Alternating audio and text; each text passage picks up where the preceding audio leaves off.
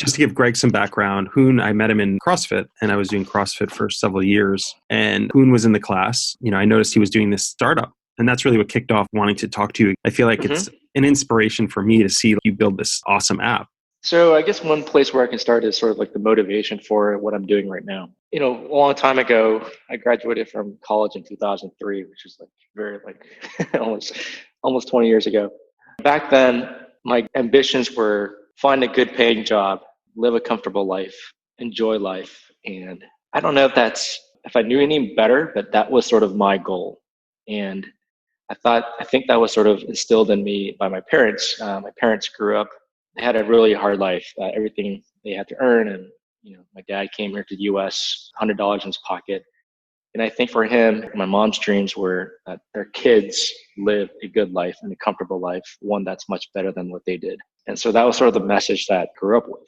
After college, I went to Microsoft for about 5 years. And Microsoft was a good job. Enjoyed what I did. My team was great. I did a product management for the treasury team there. And I also helped to manage part of their portfolio, their internal investment capital. I had a lot of fun. I learned a lot and everything was going really well, I think. But one thing that I kept on asking myself was, is this it? Like, what else do I want to do?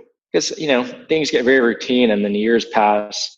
And by the time you realize it, you're like, many years have passed. And I didn't want to become trapped into this cycle in some sense. And for whatever reason, I started getting interested into what do people regret when they die?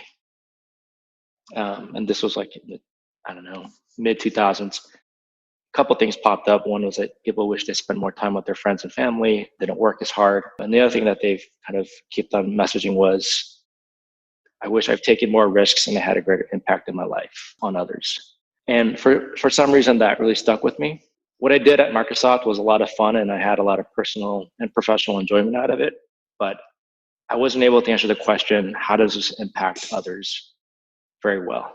I mean, earning or helping their increase earnings per share wasn't sufficient. It felt like you're just making equity holders more rich. And while that may be enough for others, it wasn't for me. I decided to kind of take a step back, and going to business school was, I thought, a step that I could explore. I don't know how, but I got accepted to Stanford. I think I was very fortunate. A lot of people who are smart try to apply there, and I think a lot of it is luck, but I feel very grateful for that opportunity. During the 2 years at Stanford, I got exposed to a lot of people and ideas, and more than just investment management or product portfolio management.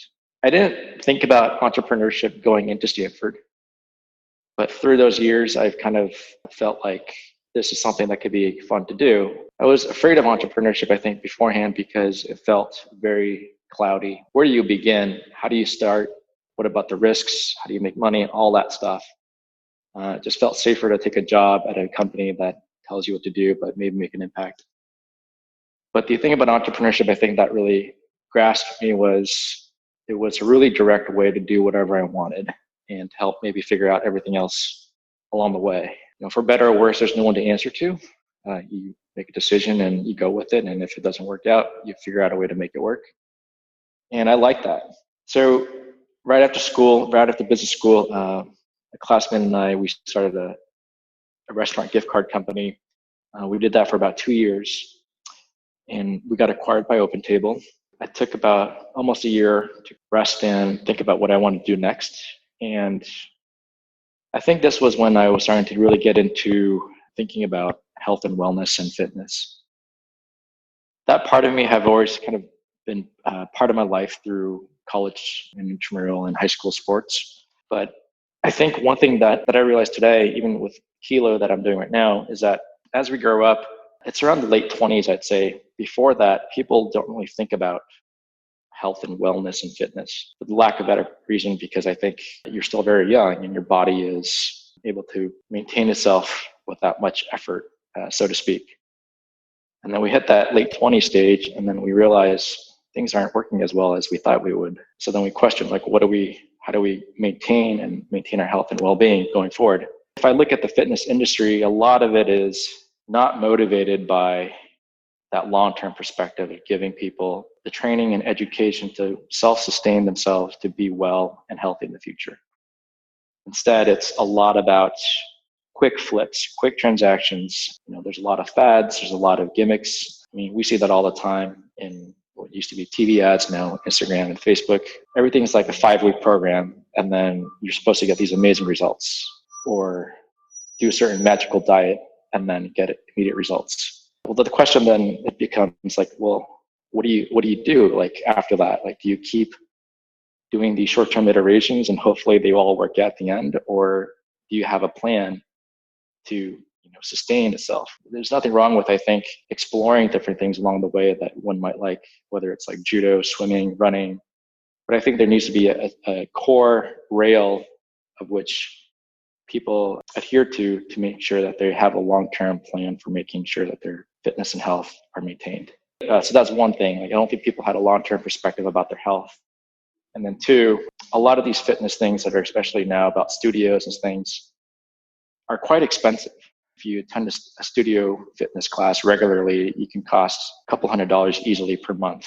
For a lot of people, that's a lot of disposable income that they don't have. And I didn't want to create a service that only catered to the middle and upper class. I think fitness and being well is sort of a birthright. You should be able to do that. It shouldn't cost more money to do that, meaning a person who is low income should technically have the same ability and capability to maintain themselves as someone who's upper income. You don't need a $2,000 Peloton bike. I mean, if you want to do it, that's fine, but the message shouldn't be, this is the only way you get fit, by buying a $2,000 bike plus a $40 subscription. So the goal was to provide a product and service that enables people to maintain their long-term health and wellness and fitness at a price that anyone can afford. So that's what I'm working on now, Keelo. You were in the CrossFit gym with me. Was that when you were thinking about the idea, or was that when you started the idea? I think we were in it a few years ago together. The time at CrossFit Palo Alto and being coached by Tim and the staff there definitely had an impact, and a positive one. What I really liked about that experience was a sort of a theory around how to measure fitness and how to get fitter. I think for a large part, a lot of people don't understand that. They go to a gym like 24-Hour Fitness and they see a bunch of machines on the floor and they see a cardio section and machines, and then you're kind of left on your own. Or you hire a personal trainer who will charge a lot of money, and then you're still kind of left on your own, right? What my CrossFit experience has done is kind of, through the practice of working out there, I got to learn sort of the underlying reasons why we do everything we do, how it all fits together, and not really just about really enjoying that journey, not just thinking about working out as an hour chore that I have to do every day in some sense. So now I think that whole fitness part of me is more like an identity rather than a thing that I think about that I have to do. It's something that I like to do, like sleeping or eating. Keelo, I noticed in the app you have visual, like you could actually, is it in the app you could actually record yourself and then it actually has visual elements that show you how well you're performing some task? The Keelo app right now is geared towards, I'd say two things. One is it's telling you what to do. So we don't want to have people think about, what do I do today at the gym? And I think a lot of people stumble on that because if you come from the bodybuilding world, you think you have different body parts. You have to work out different body parts, or you've got cardio versus strength. Dichotomies that, in some sense, are, in my opinion, marketing terms to make fitness maybe harder than it has to be. So what we try to do is simplify all of that. You open up Keelo, we tell you exactly from warm up to cool down what to do, and you just do it. You don't have to think about your plan. And the programming of that is something that a lot of our members today really enjoy. And then two, like CrossFit, everything is measured and scored. So it's less about the competitiveness, but more as demonstration that you're getting better and you're getting fitter. Don't encourage measuring your fitness through just like aesthetics. I mean, aesthetics, I get it. It's important. Everyone likes to look good in front of a mirror, but there's very little relationship between aesthetics and your actual health and fitness. One can drive the other, but certainly not. Like, looking good doesn't mean you have a good cardiovascular system or good fitness. It just means you kind of look good in front of the mirror, and that's it. So we try to stay away from that. So we provide a way for people to measure their workouts and to measure their overall fitness. What kind of feedback have you gotten from your users? I've heard a lot of people say, getting enthusiastic about joining a gym and going for a couple weeks, but then getting busy with life and not kind of continuing. Does the app assist people in habit building to kind of motivate them to keep going back? We don't try to be a fitness program for everybody, right? One thing that we try to tell people is if you like what we're doing, we'd love to have you and we like to keep working with you. But if this isn't for you, then we totally understand and we hope that you find a program that works. But for the people that do like our method of fitness, I think we tapped into sort of the intrinsic side of their motivation. They like seeing their fitness getting better. So they understand that by doing what Keelo tells them to do, they're seeing measurable and visual fitness results. And so it becomes this mechanism where intrinsically, I want to do more and I want to keep this up. It becomes less about, I want to work out so I can eat more calories, which I think a lot of people think about fitness as. You built this from nothing. How did you do that? How did you get the resources? It takes a lot of fortitude to go down the path of being an entrepreneur. You probably had few resources. It looks like you have a really good, strong business background, so you understand the way that businesses operate. How did you go down that journey to create something from nothing? Keelo is definitely a project of passion. My motivation for doing it is less about the financial upside, but it's really about the personal interest in seeing the impact that it's having on others. Maybe that sounds a little bit trite, but it's been a very hard journey, I think. And I think we're seeing some, as from a business point of view, it's some traction and growth, but it's definitely been a hard road, especially with a lot of, I would say, noise. If you go to the app store and you search for a fitness app, you're going to get thousands and thousands of apps, and being able to break through that somehow a little bit. Certainly others are doing better than us, but even just a little bit, I think it's taken a lot of work and effort to get there. The history of the company, we raised a little bit of money. I started with a co-founder. He unfortunately parted ways a couple of years ago. And since then, today, it's primarily me doing the coding for the backend and iPhone. We recently had an Android developer. We're trying to find a replacement for him. And we have basically design contractors. So the team is very nimble, but we get a lot done. Small team, but effective. I actually saw the app on the Apple App Store. I think it was maybe featured, but it was pretty high up there, highlighted. So kudos to you. That's really phenomenal to be featured and have such I'd call it an elite small team that's really focused on the product. What would you say the app, I was trying to figure out the app myself in terms of what it was really focusing on. And it didn't seem like it took an angle per se. Some apps take an angle towards just a biking app or a running app. We're geared towards general strength and conditioning.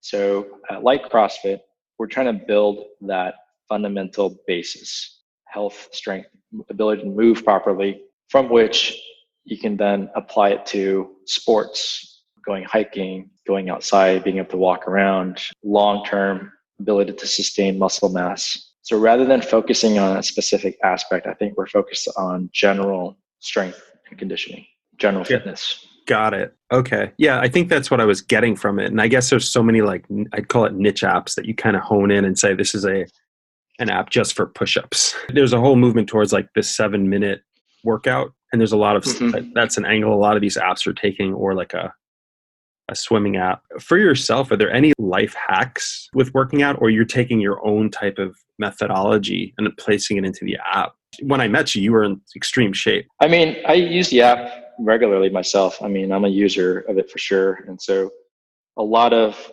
features that I think would be cool or bugs I discover through using the app myself. And then we also have pretty good dialogue with our users. Gratitude that they're giving us all these suggestions for what they want from the app, because it gives me encouragement that they are engaging with the app and they actually want to see it get better. One thing that I wouldn't want to see is absolute silence from my users. It's better to hear that they hate the app than nothing, because if you hear nothing, that means that there's really no opportunity to re-engage them. If people are logging in every day, you've done something really interesting. On that note, what is the scale of traction you've been able to accomplish so far? We've got thousands of paying members right now, when the business is able to sustain itself. We're not making a ton of money, but it's paying the bills and it is profitable.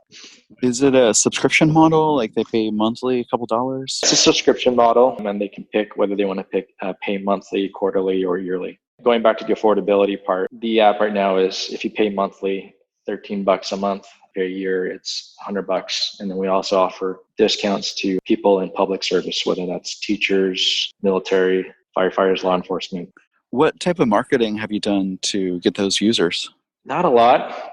We do, in terms of any paid marketing, we do ads on Facebook, Instagram. A lot of our growth, people who are subscribers come from others telling about Keelo. I was just curious if you had tried an institutional approach on sales, like trying to get whole football teams or something to sign on, or if it's just kind of individual users signing up. We haven't tried that yet. It's possible. It's just that I think there's two parts of it that I kind of think about. One is who are our users, and I think our users are everybody, less so about being specific to a certain type of field, sports or category like that.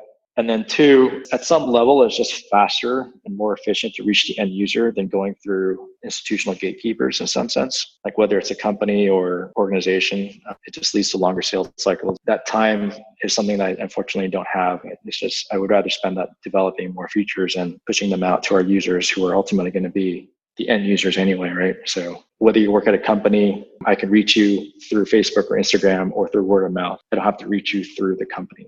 Do you have any kind of moonshot goals, sort of a 10x type thinking that you're aiming for? That's a good question. I think the opportunity is really big. The question that I have, though, is sort of a market question, and that's, is it possible that people can change the way they think about fitness? I don't know the answer to that, actually.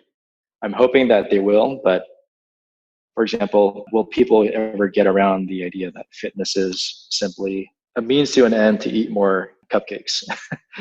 Or is it just about getting big biceps and big chest or big butt, and everything else doesn't matter because you don't see it?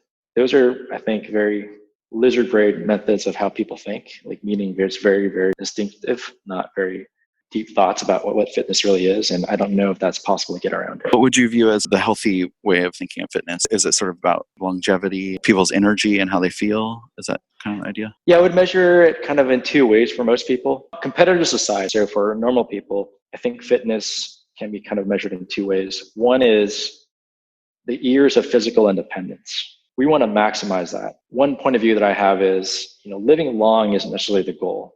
The goal is to live long and physically independent. Whether you're 70 or 80, I want those people to be able to move and be independent. They don't need a caregiver. They don't need help to get up and down the toilet or stairs. We want you to be able to be independent. And then related to that, throughout your life, we want you to be able to do what you want to do physically. So whether it's going for a long hike, going on vacation, being able to lift heavy furniture because you're moving, you should be able to do all of that. It shouldn't be about, oh, I don't have the body to do that, so I'm going to give up. I don't see a reason why that's the case. Like there is a way to do that. I would say physical independence and being able to do things physically are two ways to look at fitness. So it sounds like you're not into the extremist workout, the runners who run 26-mile marathoners? Yeah. Or bodybuilders who are pushing on extreme weight. Do you think that's a good thing? Do you think that's a bad thing? Or you're indifferent? I don't have a point of view on that. I mean, if people like what they do, and they should do it, right? Like if you want to run marathons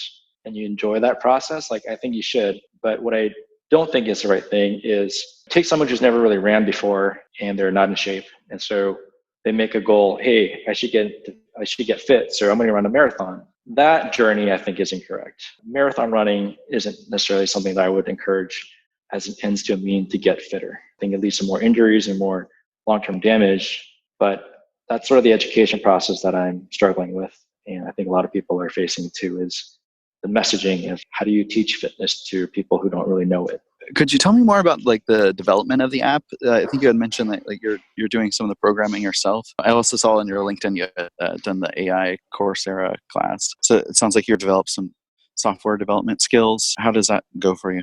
So my background is in undergrad was in engineering, part computer science, part electrical engineering. The degree had a different name, but what we learned was basically those two things. So developing the app, basically got familiar with programming again. We use Python for the back end and Swift for the iPhone app. All of our stuff is in the cloud. So from a development point of view, it was just a lot of brute work, just figuring out what we needed to do and getting it done. We've got an algorithm that looks at your entire workout history And the algorithm is constantly getting better, but it looks at your history, makes sure how do we balance various different factors, and recommends a list of workouts for you with scores. So the sort of the AI part of it is confidence levels, like, right? So if you look at an image, the AI engine will give you a percent confidence of what this image is. So sort of taking that approach with workouts, right? So the AI thinks this workout has this percent confidence that this is your next best workout. So that's how it recommends what you should do next. And then the other developers you work with, like, are they in the US or are they overseas? I know it's really expensive to hire developers around here. Well, right now, developer is just me at the moment. So it's here. But previously, they're all based in the US. Wow. So you're the only developer and you've got an app with like thousands of users that are paying? That's awesome. Yeah, I mean, the thing is, I think the product kind of speaks for itself, and I'm able to move quickly if things break or if I want to make a change. And it's really cool to see that instant feedback. Just like this week, I'm working on a new feature that I thought something that our users would like, and hopefully I'll get it out this weekend. Have you thought about outsourcing, like using Upwork or something to find other people to help out? Definitely certain parts of the business, but I would think developers would be someone that I would want to hire as part of a full-time team. And I am considering remote hiring just because the cost of developers here in the Bay Area has become really expensive. What about customer support? How does that kind of work get done? It's basically everything's funneling to me right now. So I take them in chunks. So I got my day split out where during this time of the day I do certain different things. And so I field those questions myself. But it's good because I get to see exactly what our users want to do or what they like, what they don't like, what they want to see next. That's awesome. That sounds a lot of work, but you have sort of full control over the whole business and product, which is kind of empowering. Yeah, I mean, I definitely don't have my hope is as if Keelo gets bigger, we'll be able to have a bigger team to do everything. So by no means do I want to do this indefinitely all by myself, but it's just sort of where we are today. How did it go with your partner that you started the business with? Yeah, I mean, we both had our interests in fitness, and I think we shared a common value of wanting to do something that was world positive, meaning like we were able to contribute something to people. Making money would have been great, but that was secondary to making an impact. And we worked on it together for a long time. And I think it was just at a certain point, other commitments came up, and understandably, and so yeah, it was just time to part ways. You decided to continue on. I'm sure you were debating, this is hard. Do I keep going? Yeah, it was a really hard time. My wife and I, we just had our first kid around that same time. So a lot was happening. It took about a week, really. It didn't take that much time, but it took about a week to figure out would I want to continue it or not. But ultimately decided to continue it with a stipulation that I would give it a year to see if I can do this. And if I couldn't, then I would have to figure out a different plan. But fortunately, during that year, things worked out. So you said early on that you raised seed money? Not seed money as it is today in the world, but like a couple $100,000. That's still a good amount. I think that's significant to get something started and off the ground. Yeah, you would call that pre-seed nowadays. Are you looking like in the future potentially for other investors, or is it at a point where you're like, this is the revenue growth is good, the growth is good, I could keep it going the way it is and not take on more investors or take on more, like what's your end goal at this point to like grow it fast? Generally with investors, you grow fast. So I'm definitely not ruling it out. I think though there would be a reason why I would want to raise money. And that is I would want to raise money if it helps us grow faster, meaning there was a clear path of how to crank the engine faster. I wouldn't want to raise money to discover what to do next. Like I think a lot of entrepreneurs raise money to buy them time to figure out what to do next to make a product. The purpose of what I would want to raise money for. I would only want to raise it to feed the growth engine somehow. So you're looking to take what you have and not pivot with a raise. Yeah. You didn't mention this, but looking at your LinkedIn profile, way back when you did something with the military, did that kick off Yeah. this whole health, I'd call it like journey for you? During my undergrad, in my junior year, I wasn't sure if the military was something that I would like or not, but I was always curious about it. And so I decided to give officer candidate schools for the Marines a shot. It was a 10-week program where basically boot camp for officers, candidates. And at the end of it, if you made it through, you can accept or decline your commission. So it was not binding when you got in, but you can decide afterwards. But I thought it was a great experience to learn. And I have zero regrets. I've learned a ton about myself and respect for the people who do serve. I definitely have really good memories of that. And I think it's definitely shaped who I am today. I think it's only related to fitness because it involved fitness, but I don't think that was sort of the creation of why I'm doing today what I am. What other tools or tricks do you use to keep yourself healthy? Like, for example, I recently bought an Aura ring, and it's been like tracking my sleep and helping, like, give me feedback on how I'm doing with my sleep. Is there anything like that you use? Not really. I don't know if that's good or bad, but generally I enjoy working out. And I think one way that I make sure that I get personal encouragement is like in CrossFit, for example, there are certain benchmark workouts that you do repeatedly, not all the time, but every once in a while. And you can measure your score on them. And so it's motivating to see that continuously improving, even if it's a couple seconds here or there, but it tells me that I'm getting fitter and at least I'm not losing my fitness as I'm getting older. I'm able to lift more, so I have more strength. So just like these broad measurements that I'm taking of my workouts and seeing them going up gives me encouragement to continue to go.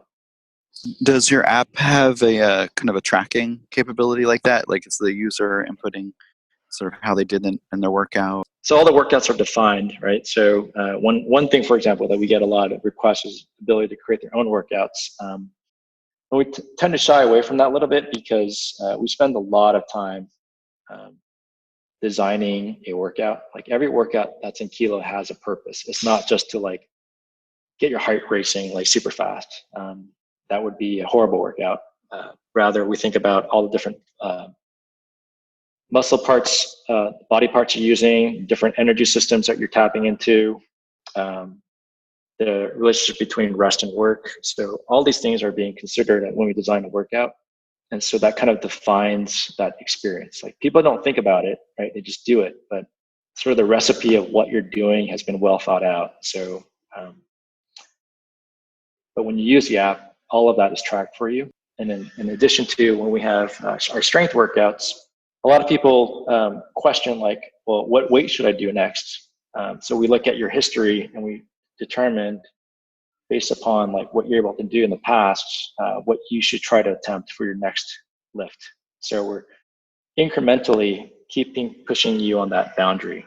So if left to your own devices, you might not push yourself as hard, but we know you in some sense. So we're able to give you a little bit more encouragement to make you try a little bit more. And, I'd say 95 out of 100 times you're going to be able to do it, but you necessarily wouldn't have done it if we didn't give you that suggestion. So AI is really determining. That's really interesting. So is there a point where a person it would stop recommending weight? Is there like a...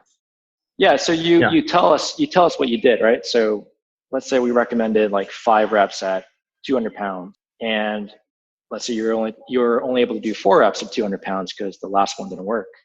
Then you enter in 4 at 200 reps or 200 pounds. Then we use that to readjust everything. So the next time you do it, we sort of build up that basis again, but at a little bit of a lower level. So you get your more development. So yeah, we try to really take away the thinking part of it and just tell you what to do, because that's what our users want. What's your own personal ritual as far as like exercising? Like, do you tend to do it in the morning, like when you wake up, and then? I usually work out in the afternoon or evening. I'm just not a morning person, and I know there's a lot of stuff out there. I mean, not just with fitness, but like, you should do this in the morning, you should do it in the evening. And that really matters. It might matter like very marginally. And like, I think what really matters more is like you do it, right? Like, so do you work out? That's number one. First order of magnitude question. And that'll probably move like 95% of your results. The 5% or less will probably comes from the timing. Sort of with nutrition, right? So you hear a lot about like, oh, I should eat carbs right after a workout or protein right after a workout. And at some level, yes, but the 95% movement is like your overall nutrition, right? Like how do you eat overall? Forget timing for a second. I'm looking here and it says only 22% of Americans are physically active, and that's from Google. It's pretty low. The biggest opportunity is getting them to move and be active again, I think. And it's really hard.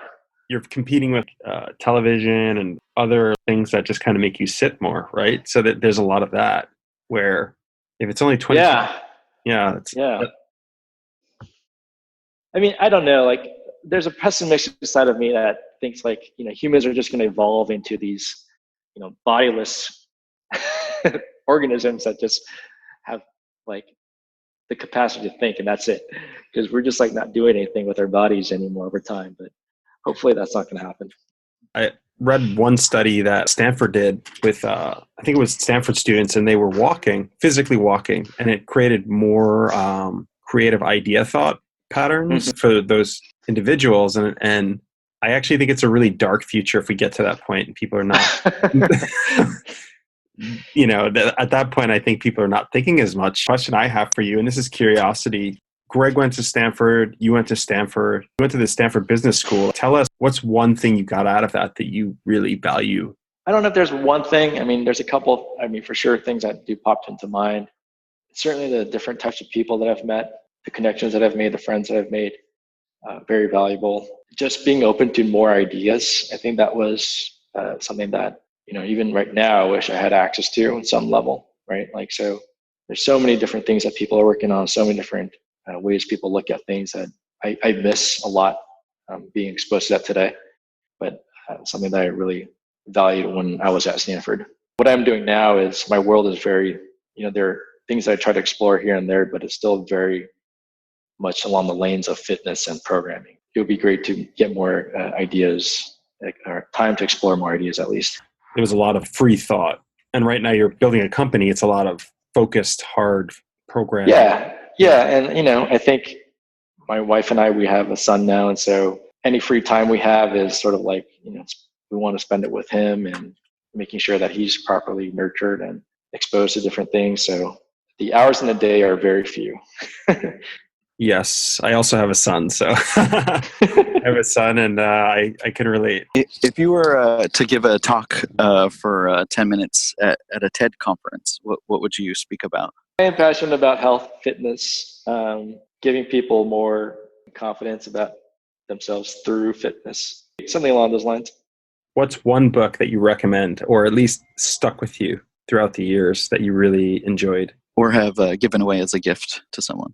Maybe not a book, but I think one thing that I would want to communicate is I think it's okay to figure out what people want to do that they enjoy and find more time to do that.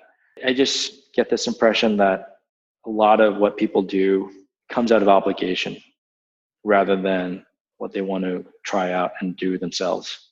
And I think it leads to jobs that they don't like, things they do they don't like, and even like workouts they don't enjoy, because things are taken from the point of view of obligation. And I think if people look at it from the point of view of what do I actually enjoy doing and how do I enable myself to do more of that, I think it could be a more fulfilling way to approach the day in some sense. Like, it may not be the most fun thing to do all the time, but at least you're doing it out of your heart rather than feeling like you have to do it because you have to do something that you don't want to do. If you were to talk to yourself when you were 20 years old, what kind of advice would you give yourself? Say two things. One, don't measure my life on external achievements. This is something that I've reflected on a lot. Like, my parents, again, thought these things mattered a lot. And I guess I don't blame them, but like, the number of degrees I got or the number of like things I've owned or how much money have I accumulated, these external measures of things And measuring myself against that, like, I think hurt me for a long time. Like in undergrad, for example, I spent way too much time, I think, studying because I wanted to get more degrees. I think it was really more hurtful than beneficial. So that's one thing, not to measure myself against external things like that. And then two, this is a very trite thing to say, but don't be motivated by the biggest salary of a job in the job, because I think that just leads to like measuring yourself against other people, not measuring yourself against like things that you enjoy and what I enjoy. Sage advice. Yeah, I mean, I still am vulnerable to it myself today. I mean, for sure, but I keep trying to remind myself what really matters. Would you give your son that same advice? When I was growing up, getting the best grades mattered, getting the best schools mattered. What didn't matter was discovering what I liked, right? Like, so everything I did was sort of I love my parents, but maybe they're a little bit helicopterish. Like, they told me like, yeah, these are the things you need to do to get to this milestone. And then you get to this milestone, like that's the next milestone. Like, never really giving me the space to ask why, like, why do I need to do this? Or do I really want to do it? With our kids, if we have more than our son, like, for sure, I want them to grow up with that attitude, more of like figuring out and exploring a breadth of things to determine like what is it that they enjoy doing, and giving them more encouragement to pursue that.